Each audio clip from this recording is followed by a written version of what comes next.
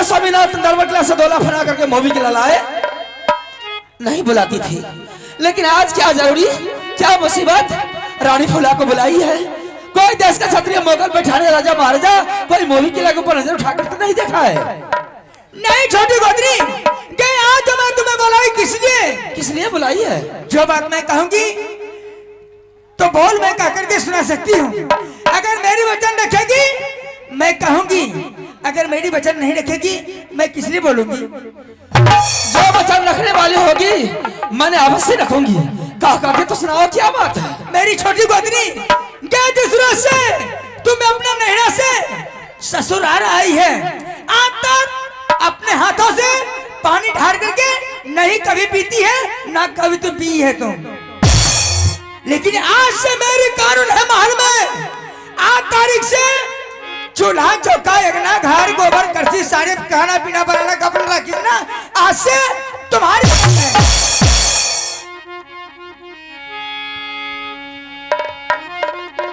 मैं करूंगी। हाँ।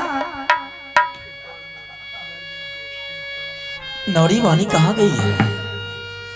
जो नौरी काम करती थी वो कहाँ से चली गई है?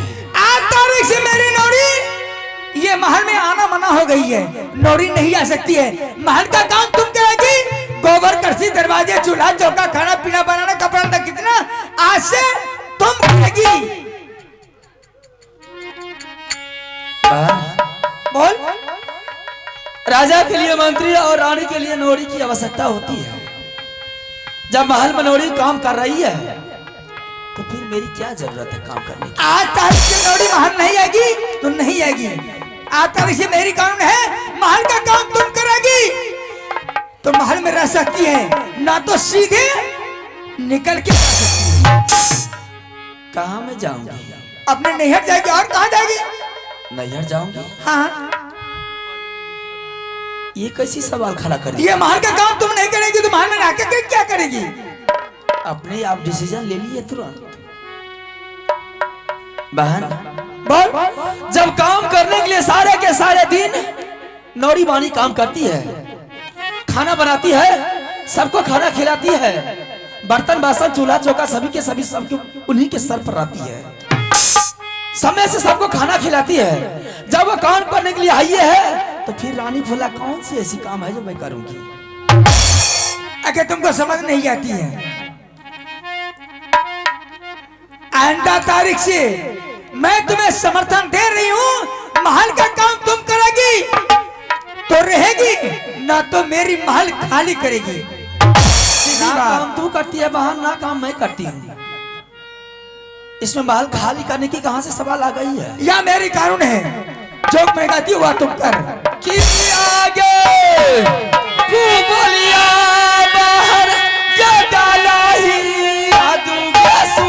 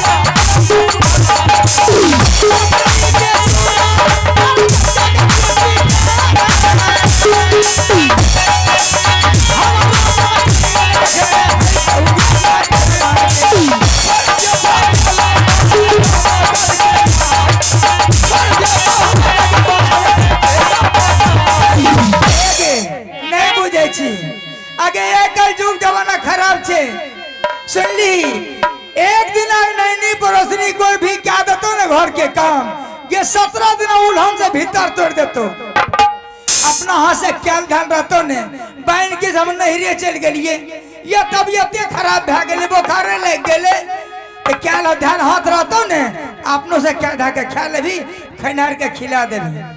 इससे कोई मतलब नहीं है। खाना बनाने के लिए जब सब हइये है तो फिर मेरी क्या आवश्यकता है? यह छोटी मोटी बात के लिए बड़ी बड़ी बातें बोल रही है बहन, ये अच्छी बात नहीं है। जो दोनों गोत्र में इतनी बड़ी प्रेमताई है भगवान की विराजमान है, माँ सरस्वती माँ लक्ष्मी की विराजमान है, गौतमी की जब मिलानी है, ये छोटी मोटी बात के लिए झगड़ा करना चालू कर देगी, ये अच्छी बात नहीं है। नहीं नहीं, हमें तेरा क्या था, क्या रस बरस का सब कुछ क्या कर दुआर दर बजा चूल चौका गोबर करती एक ना घोर खाना पीना बड़ा काका के देवो तो तेरा बर निकला तो काम कहाँ करती है? मैं तो आज तक नहीं देखी हूँ मैंने काम। मैंने तेरा दादा के बेकार नहीं जो क्या था कि क्यों इस तरह की वातावरण कर रही है आज? हमारे यहाँ मानिए छे हमार बात रख भीतर रहे नहीं तो खिचार के खिचड़ी बिना नून तेल के भीतरी के देबो। ऐसी बातें क्यों बोल रही है? तेरा दादा के बेकार नहीं जो सब दिन हम ही करबो। बहन, ये छोटी मोटी बात के लिए तुमने मुझसे झगड़ा करना चालू कर दी है। ये झगड़ा यहाँ तक नहीं रह जाएगा, ये झगड़ा कितनी बड़ी हो जाएगी तुम्हें मालूम नहीं है। बोले ना, ये महिला की झगड़ा करने की टाइम नहीं है बहन। सुन ले मेरी बात को ध्यान से, बोल ना सुने। दोनों गोत्रियों में मिलानी है तो स्वर्ग की तरह मेरी बात भगवान बसेरा है, स्वर्ग की तरह मोहिनी किला चढ़ रही है। दोनों गोत्री में आज तुमने मुझसे झगड़ा करना चालू कर दिया है।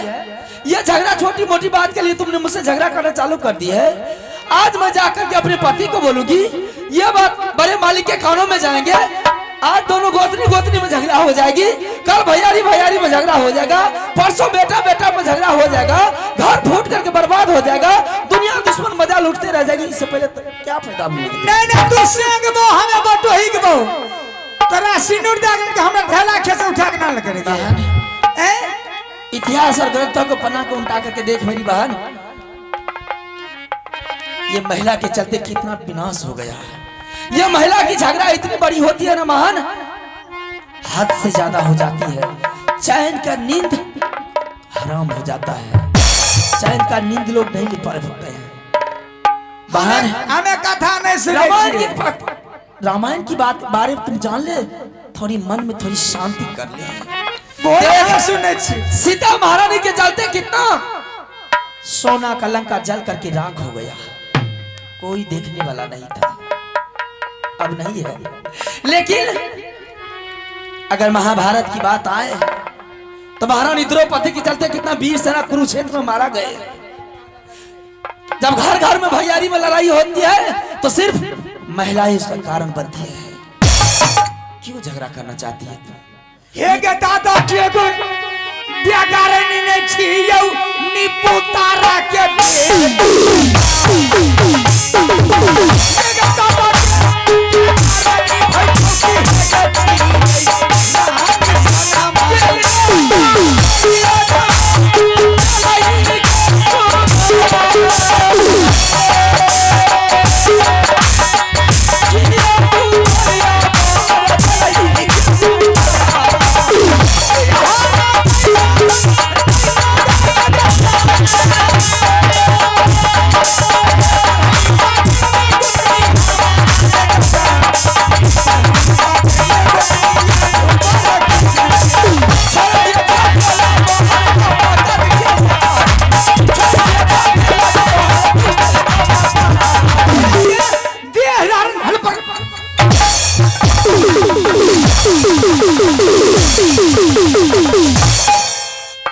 पकड़ भी ऐ तमसाऊ से ठिकबो या गाली गाली गिरबो।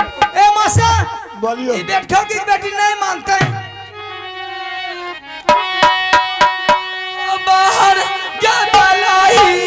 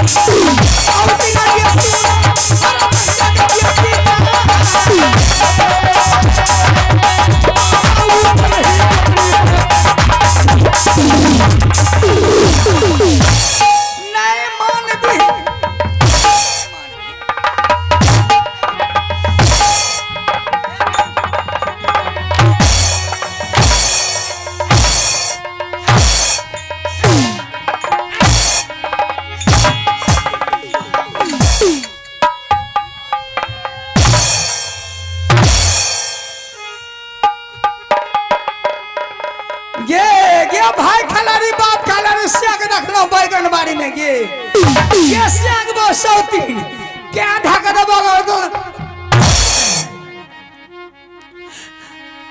किया नहीं मान भी गलतियां कली आगे बढ़ के बहनी आगे बहन का जी बैठ खा के बेटे खा का पौस बन करे तोरा होर में जब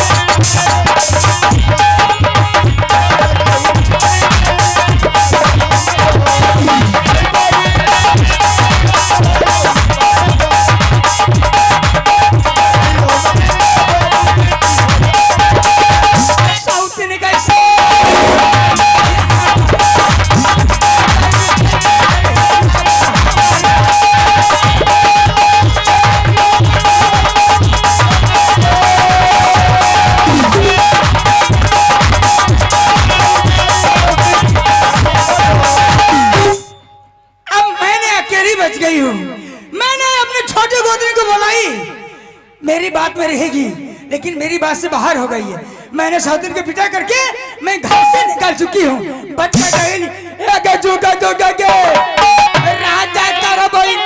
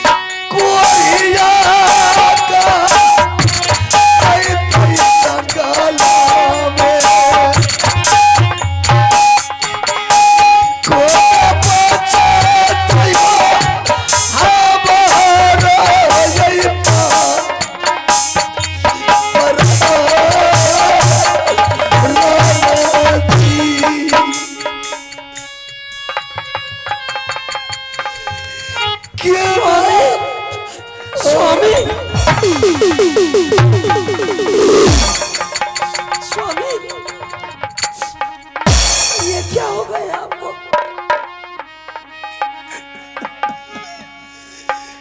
यवनो जीवन उपज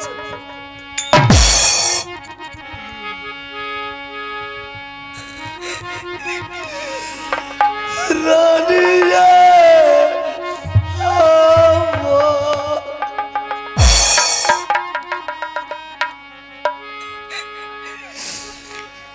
या किया ये क्या हाल बना रखे हैं आपने?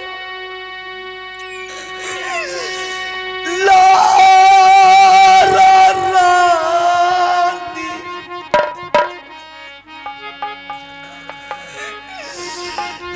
दय दे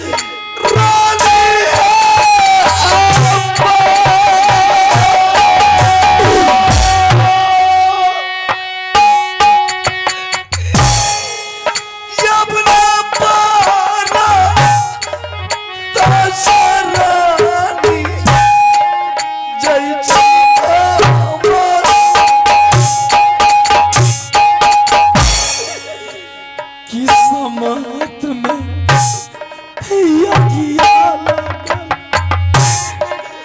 फूला रानी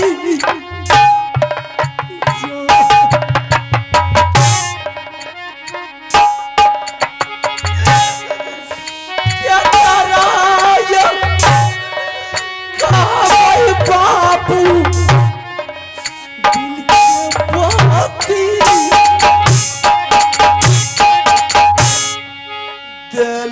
कैसा रानी चाचा जी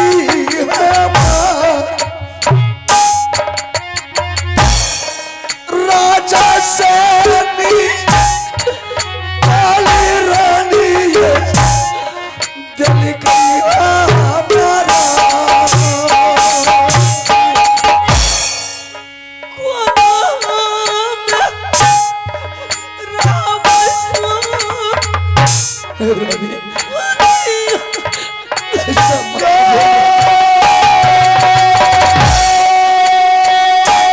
ऐसा क्यों बोल रहे हो तुम?